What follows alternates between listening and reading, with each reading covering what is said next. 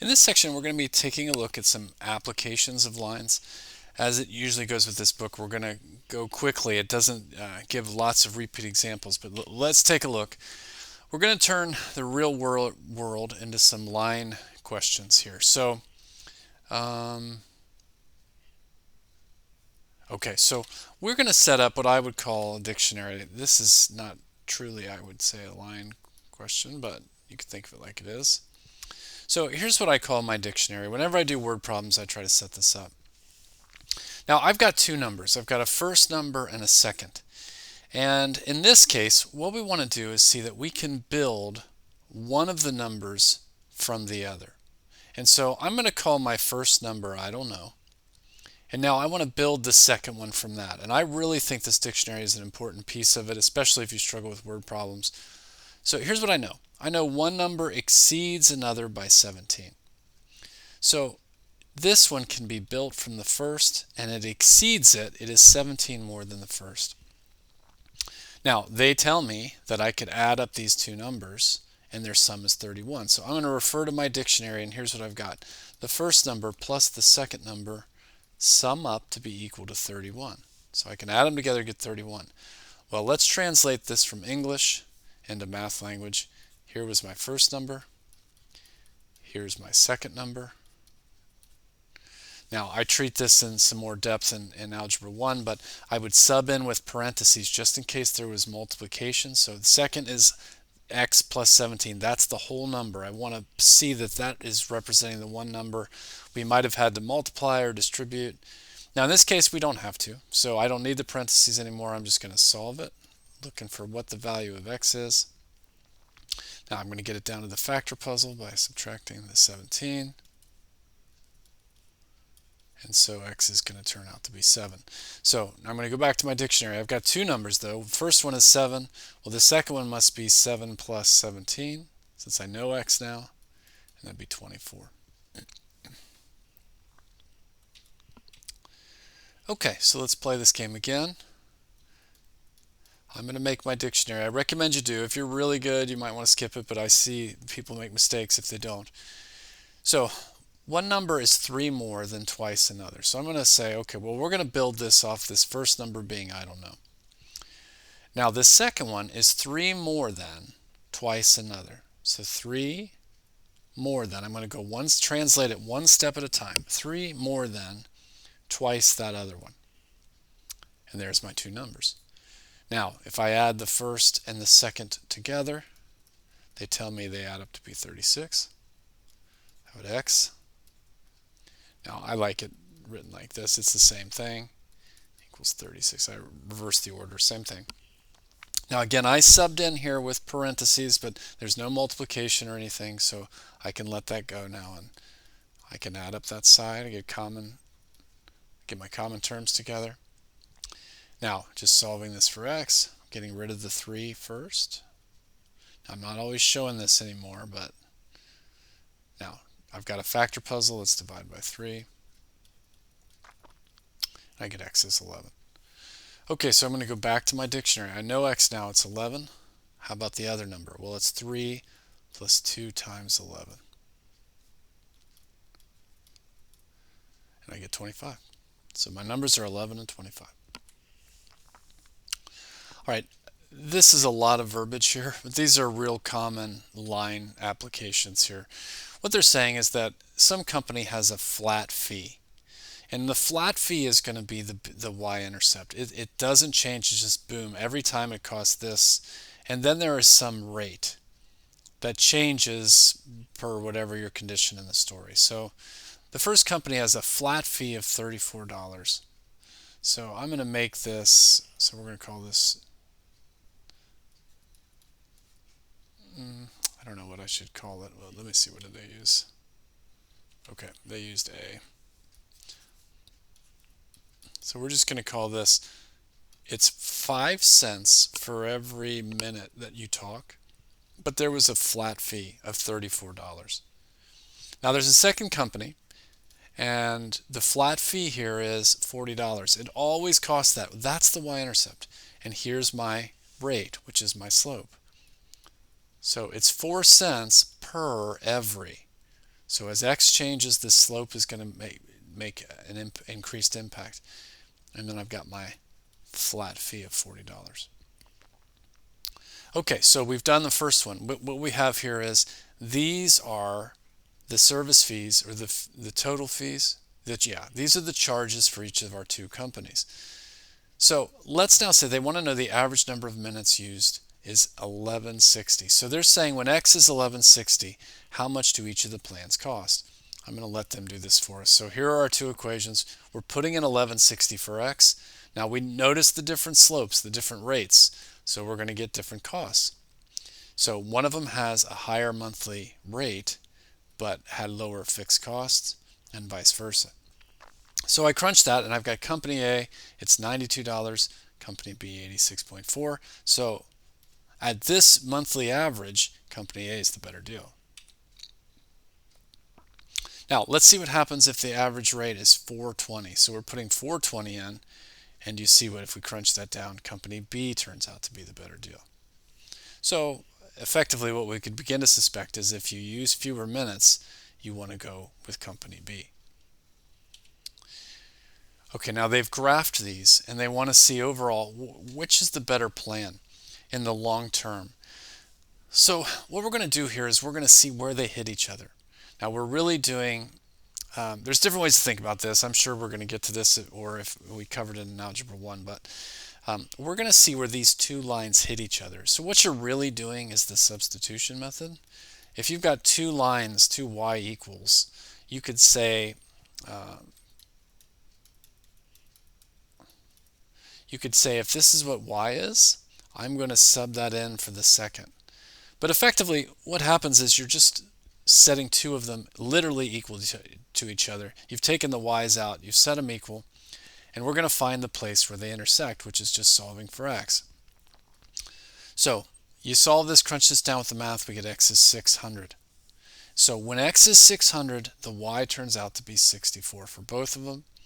This is the point and where they intersect. X is 600, y is 64.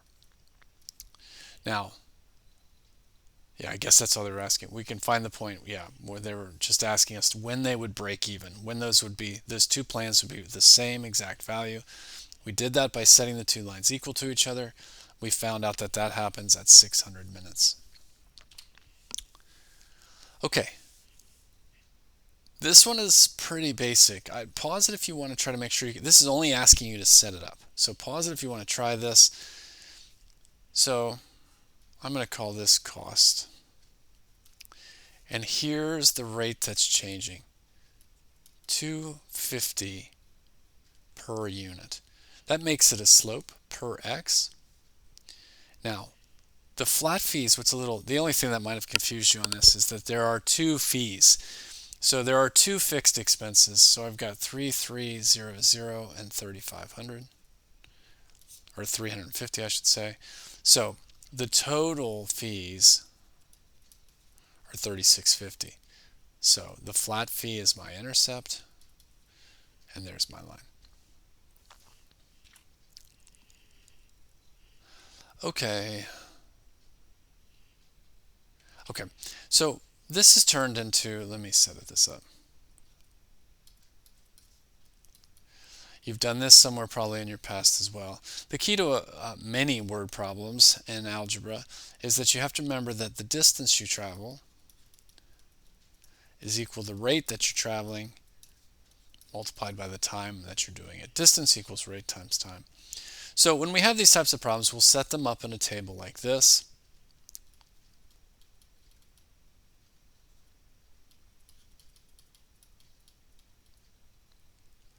Okay, so I think they've gone in the other order than me, but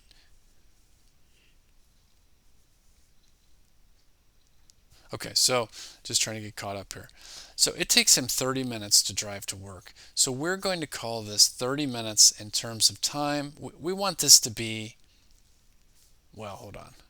I should start with this. His speed is what we're looking for. How fast does he do this? So this is his rate in the morning. How fast he can get to work. So we don't know it, but we would like to know. Okay, doesn't tell us anywhere.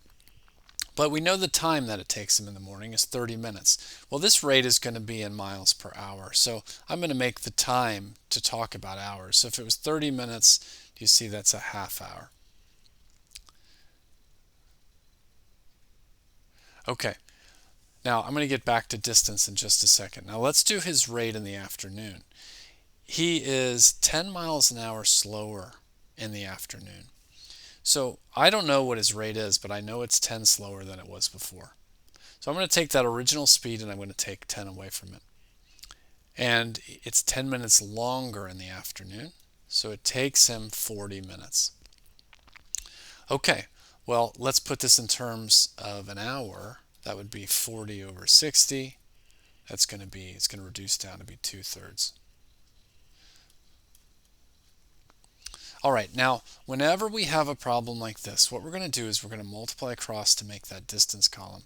So I'm going to have 1/2 x and then 2/3 times x minus 10. I'm just using the fact that distance equals rate times time to create that third column.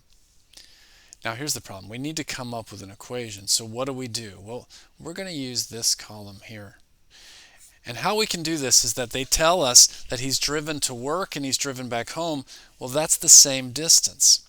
So in math language, I know this doesn't look like a distance, but each of these circled items is the distance. That is a distance. And they tell us that the morning distance and the afternoon distance have to be the same because he drove to work, he drove home. So we can set these equal to each other because they're the same distance. Now, we could clear out these fractions if we wanted to. Let me see how they took the time to do that. Yeah, they did not. So now they've set the two equal to each other, and they're just solving the equations. We get this down to the rate is 40. Now, remember, okay, yeah, the original equation asked for the distance. So we know r now, but what we wanted was the distance. So we could use either of these equations because these are two distance equations, even though they look a little strange. I'd use the easier one here. So if x turned out to be 40, then we'll use 1/2 of 40 is 20. So the only thing, there's a lot going on. I hope this is at some level a refresher for you, but just be careful. They wanted to know the drive, how far that was. Okay, you can pause it, try this on your own if you want. This is exactly the same concept. All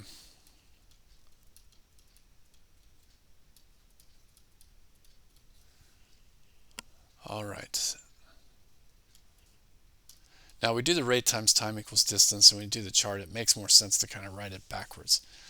So we don't know her speed, but so I'm going to call that I don't know. I'm trying to get, yeah. It did take her 3.6 hours to get to her mother's house. So I'm going to just do these two columns first.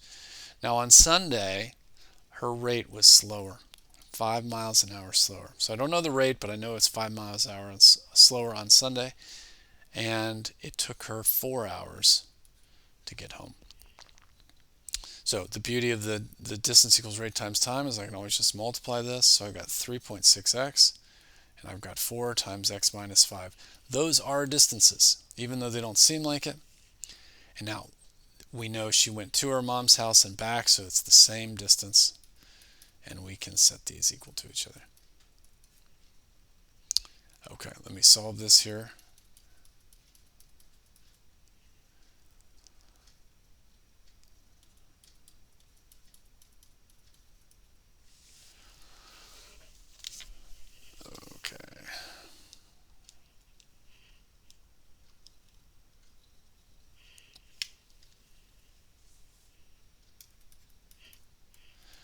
Okay, so her speed, this is a speed. So if you need a dictionary up here, like that would have been a good idea, that this is her speed. It's 50 miles per hour. All right, what do they want? They want her speed on Sunday. So we know x now is 50, but they wanted this. Well, her speed on Sunday is 50 minus the 5, or 45 miles per hour. All right, so again, the book kind of just throws out several of them real fast. So if there's anything in the homework that doesn't that needs an extra video or video clip, I will work on that for you, but hopefully some applications there. The key is that the fixed rate is the y-intercept and the slope is that changing rate.